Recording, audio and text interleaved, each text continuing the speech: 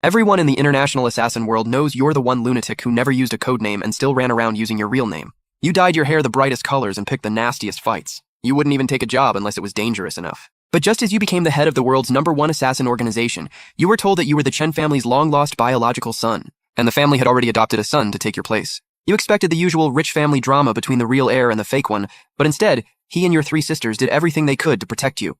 The family's only sheltered young master. The Chen family was incredibly powerful, with influence in both legal and underground circles. Nobody in that family was harmless, not even the adopted son. To everyone else, returning to the Chen family was like a lamb walking into a den of wolves. Everyone was waiting to see you make a fool of yourself. Some even bet on how long you'd survive in that deadly household. A smirk tugged at your lips. Bad bamboo doesn't grow good shoots. You were no exception to the Chen bloodline. The moment you returned and stepped into the main hall, the first people you saw were Chen Jie and his wife Liu Ru. Their eyes met yours, carrying an emotion too complicated to describe. You said nothing and simply stared at them, as if you'd completely frozen. Liu Ru's eyes immediately turned red. She slowly walked toward you, keeping a careful distance because she was afraid of scaring you. My son, my precious son, Mom finally got you back. Her voice choked with emotion.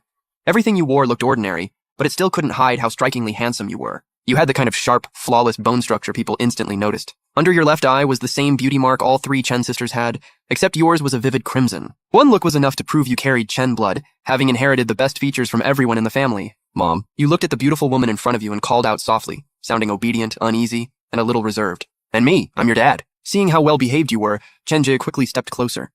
The man who normally showed no emotion now looked openly hopeful. Dad, you remained perfectly obedient. Good son, welcome home. Thank you, Mom and Dad. You shifted your gaze to the 3 women behind them. Cold, elegant, and stunning, they had to be your 3 older sisters. Little brother, I'm your oldest sister. When she noticed you looking over, the eldest Chen daughter, Chen Huang, stepped forward. She was tall, with sharp sculpted features, a high nose bridge, a noticeable beauty mark near her eye, and deep-set brows that made her dark eyes look impossible to read. Her skin had the cool fairness of someone used to being in power, and her naturally downturned lips gave every glance a quiet sense of scrutiny and pressure. Chen Jing spoke next. I'm your second sister. Her lips were thin and pale, her figure slender, and her presence elegant and refined. Yet there was also a cool distance about her. When she spoke, her voice was crisp and icy, every word emotionless. And me? I'm your third sister. Chen Zhang gave you a fairly enthusiastic wave. With red highlights, a carefree attitude, and a playful look in her eyes, she was effortlessly charming.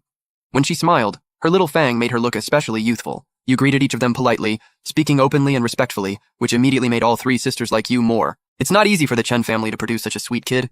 Good thing you weren't raised here otherwise. The warm atmosphere was suddenly interrupted by a man's voice. Oh, sorry, I got the time wrong and didn't come out to welcome you right away. You won't blame me, will you, big brother? You looked toward the voice and saw a refined, handsome figure slowly walking down the spiral staircase, wearing a smile that never reached his eyes. Once he came closer, you finally saw his face clearly. Even though he wasn't a biological Chen, he was still unusually handsome.